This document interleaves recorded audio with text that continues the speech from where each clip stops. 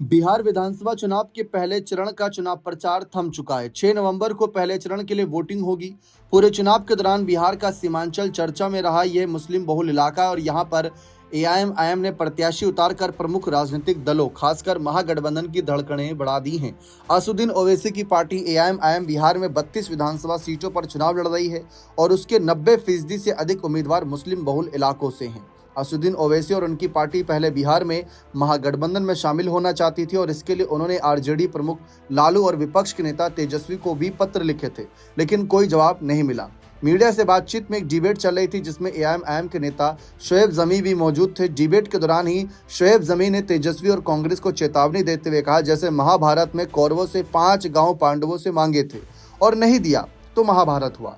इस प्रकार से हमने भी महागठबंधन से 6 सीटें मांगी थी, नहीं मिली, लेकिन अब 36 देकर चुकाएंगे। शोएब जमी ने तेजस्वी यादव पर भी निशाना साधा।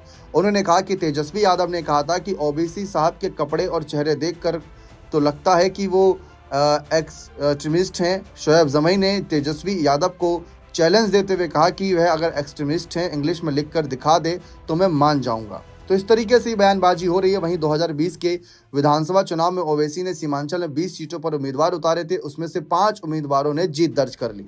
ऐसे में ओवैसी की पार्टी का स्ट्राइक रेट 25% था। हालांकि कुछ समय बाद ओवैसी के 5 में से 4 विधायक आरजेडी में शामिल हो गए। बिहार का सीमांचल इलाका मुस्लिम बहुल इलाका है और यहाँ पर 24 विधानसभा सीटें आती हैं। इस इलाके में महागठबंधन को ओवैसी के उम्मीदवारों से नुकसान हो सकता है।